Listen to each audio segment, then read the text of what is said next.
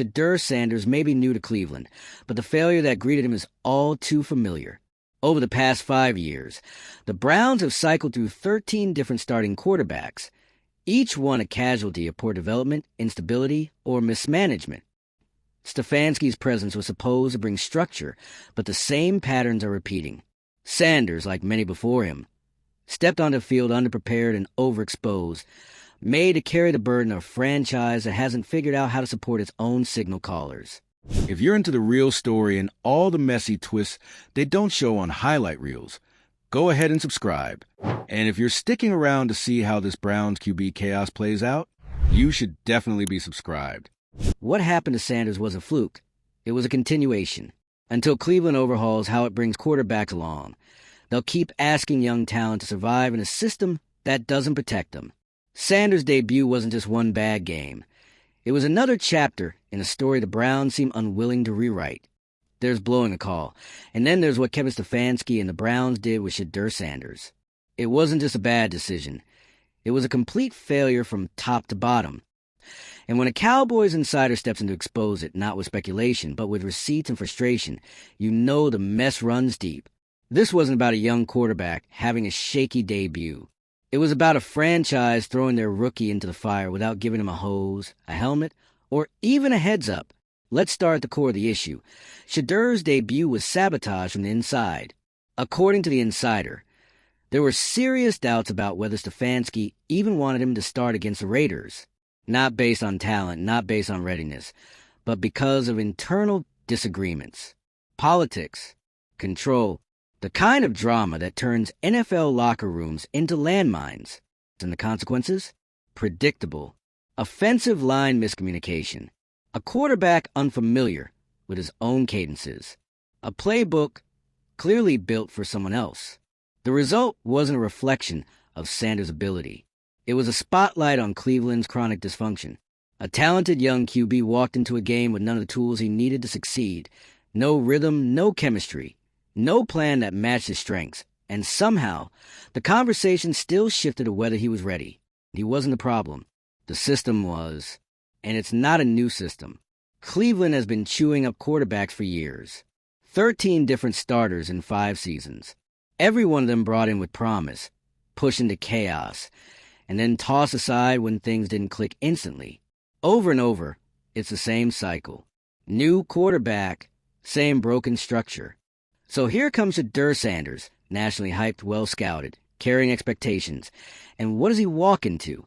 A coaching staff that's divided, a front office that can't agree with its own sideline, and a head coach who's built a reputation on system stability, but has no track record for actually developing a quarterback from the ground up. And that's the heart of the matter. Stefanski can scheme. He can win games. But quarterback development? That's where the cracks show. Because development isn't just about giving someone a start. It's about preparation, representatives' trust, game plans that reflect the QB's strengths, not a stubborn commitment to what's always been done. That didn't happen here. Instead, Sanders got a crash course in Cleveland chaos. His debut wasn't just difficult. It was doomed. No timing with his receivers. No real practice with the starters. And an offense that seemed completely unaware of what he actually brings to the table. That's not a developmental stumble. That's organizational. And while the headlines focus on performance, the real story was behind the scenes. Discord between Stefanski, GM Andrew Berry, and the ownership reportedly led to delay in giving Shedeur the nod. That kind of split at the top doesn't just make for bad football. It poisons the process. When your front office and your coaching staff are playing tug-of-war with the future of your team, it doesn't matter how much talent you have on the field. The quarterback will lose. And now, with 8 games ahead of him, Sanders is in the ultimate test. Not just his ability, but Cleveland's capacity to finally get it right.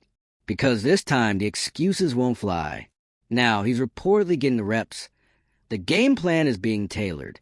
The scheme is being adjusted to fit him, not the quarterback who came before. For once, the conditions might actually be fair. And that's what makes this next stretch so critical. If Sanders thrives under these improved conditions, it exposes just how badly the organization handled his debut.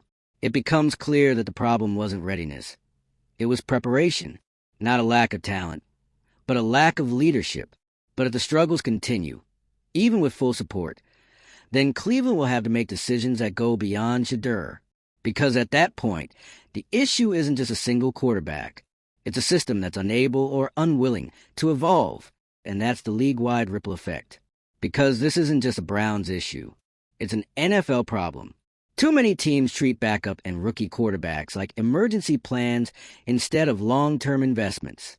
They skip the groundwork, ignore the reps, and then act shocked when someone fails under pressure.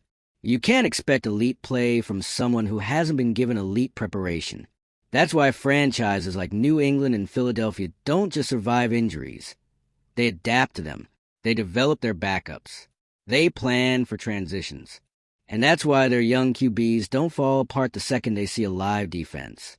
Cleveland, on the other hand, keeps making the same mistake. They operate reactively. Injury happens. Crisis follows. And they scramble to make it look like they had a plan all along. But when that plan doesn't reflect the quarterback's skill set, when the preparation is half done, and when the coaching staff isn't even unified in its vision, what do you expect? That's why Shedeur's 8-game stretch isn't just a tryout. It's a mirror. It's going to show exactly where the problem lives, whether it's a quarterback finding his rhythm or an organization that still doesn't know how to build one. And the pressure? It's not just on Sanders. It's on Stefanski, on the GM, on the entire power structure in Cleveland. Because if this falls apart again, the city won't just be calling for a new QB. They'll be calling for a reset from the top down. At the end of the day, this whole mess could have been avoided with a little coordination, a clear plan, a coaching staff that knew how to develop young talent, and a front office that prioritized long-term success over short-term panic. Instead, the Browns gave us a case study in everything wrong with reactive team management. And now they're hoping that a second chance can undo the damage of a first impression. If Shedeur succeeds, it's a win for development, a win for doing things the right way. But if he fails again, after being given what he was denied the first time, it won't just be his legacy that takes the hit. It'll be Cleveland's credibility. Again. So now the spotlight stays on. Every snap, every throw, every coaching decision. Because the Browns aren't just being judged on outcomes anymore. They're being judged on process. And whether they've actually learned anything from the chaos they created. Let us know what you think. Was this a case of botched coaching? Or does Shedeur still have something to prove? Drop a comment and weigh in. If you've had enough of quarterback talent being wasted by broken systems, hit that like button. Share this with someone who still believes the Browns are one draft pick away. And subscribe so you don't miss the next chapter in what's quickly becoming one of the most frustrating quarterback sagas in the league. If you're still watching this play out and thinking it's just another rookie going through growing pains, think again. What's happening to Shedeur Sanders in Cleveland is not normal. This isn't the typical learning curve that every young quarterback faces. This is what it looks like when a player walks into an organization that's broken at the core and then gets blamed when the cracks start to show. Let's go back to the start. Shedeur came into the NFL with more attention than most rookies. Media spotlight, high expectations, a last name that comes with pressure, and a game built on poise, accuracy, and leadership. He wasn't just a developmental project. He was a quarterback who needed structure, preparation, and the right coaching to transition from college to the pros. What he got instead was confusion, division, and a head coach who couldn't or wouldn't get out of his own way. When a Cowboys insider dropped the report that Stefanski may have intentionally blocked Shedeur from starting against the Raiders, it wasn't just a juicy rumor. It confirmed what a lot of people were already suspecting. This wasn't just incompetence. It was deliberate. Whether out of politics, pride, or internal pressure, a coaching decision was made that didn't serve the team, the player, or the future of the franchise. Let that sink in.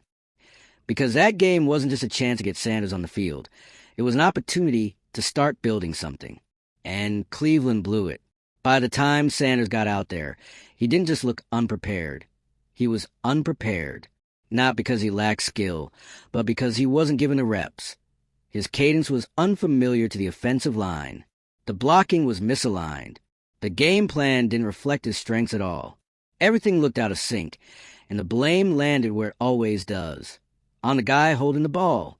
But what people saw on the field was just the final symptom. The real problem started long before kickoff. Poor preparation. No cohesion. A coaching staff that didn't believe in a unified plan. And a head coach who, for all his accolades, hasn't proven he knows how to develop a quarterback from the ground up. This isn't speculation, it's a pattern. Cleveland's been down this road before, again and again. 13 different starters over 5 years. None of them were truly set up to succeed. Some had raw talent. Some were experienced veterans.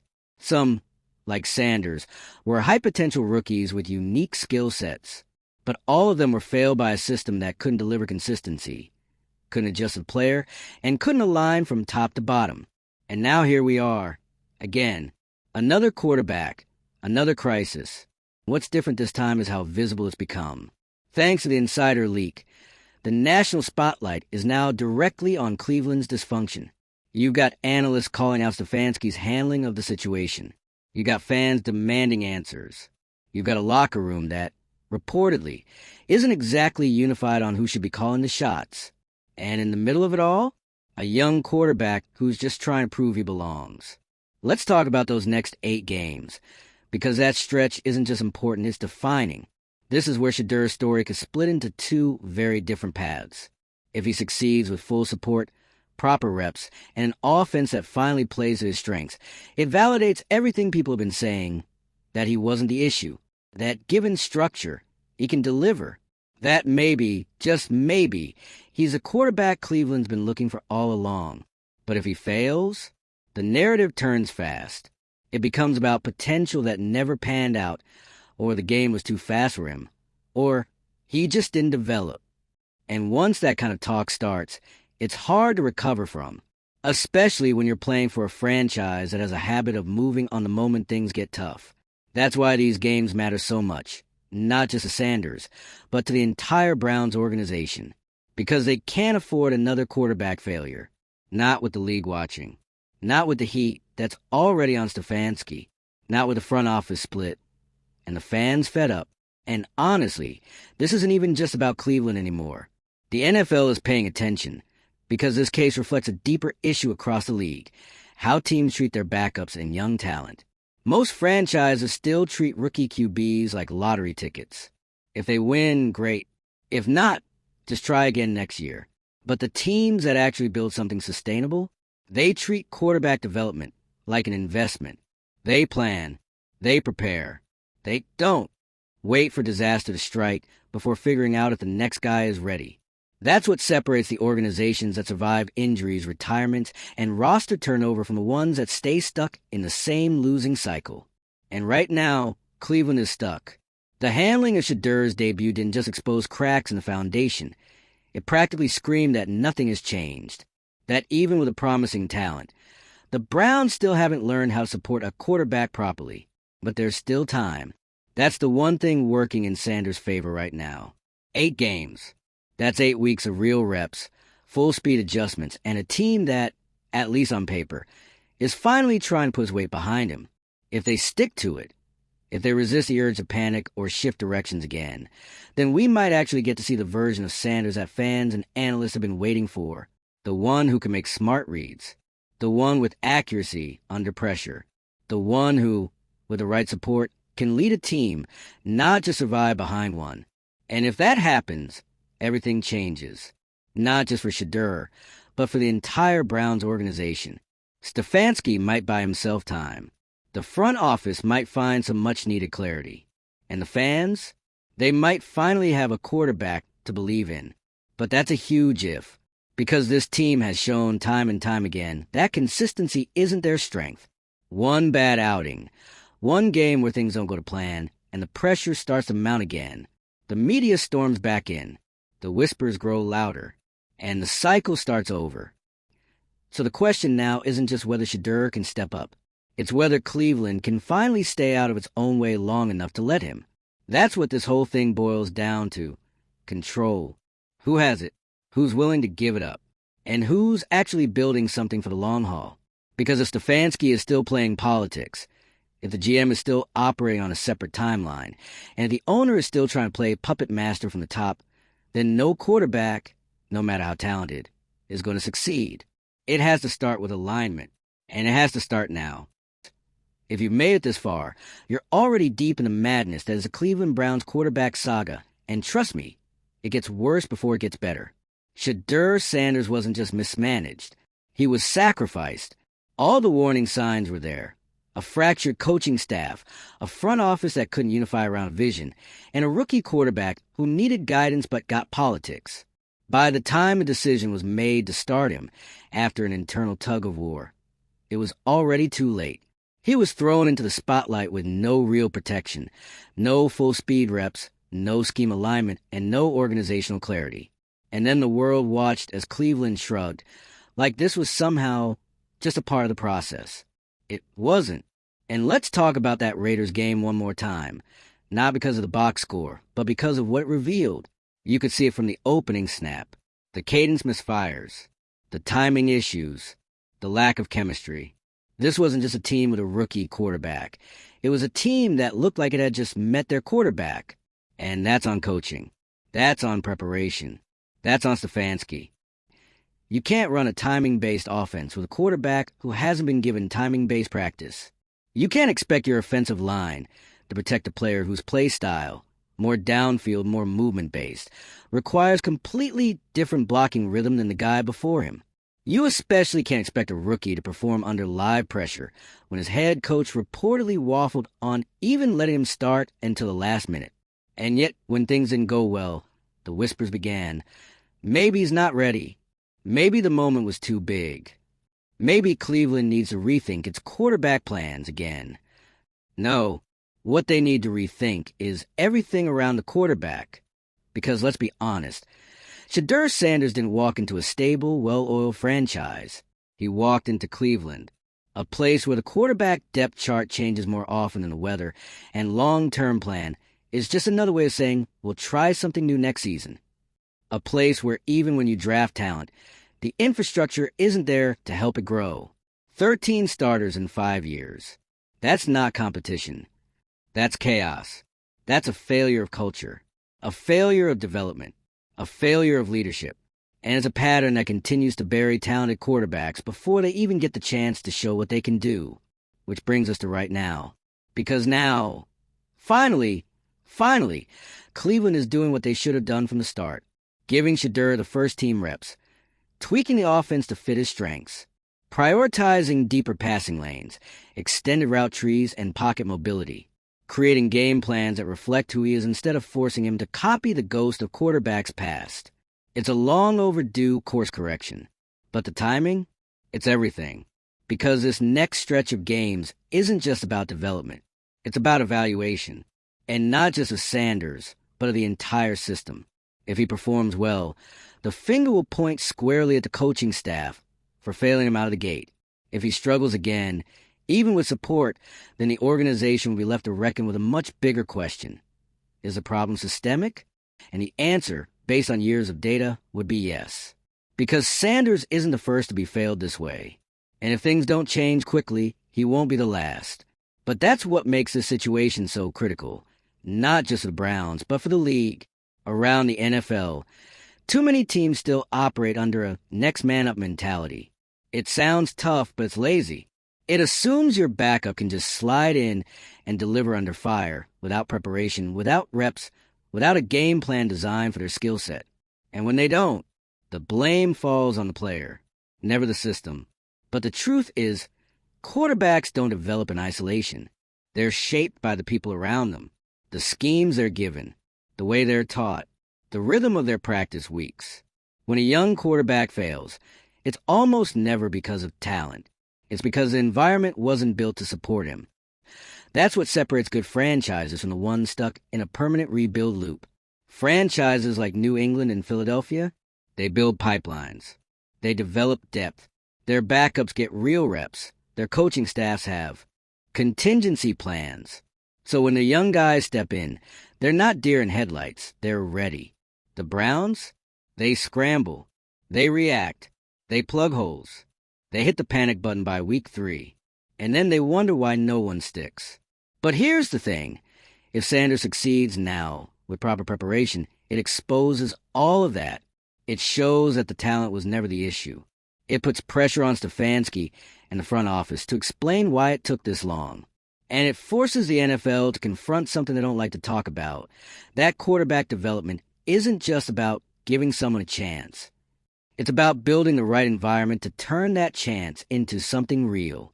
But if Sanders fails and the team falls apart again, then it'll be too easy, for Cleveland to write him off and start the cycle all over again.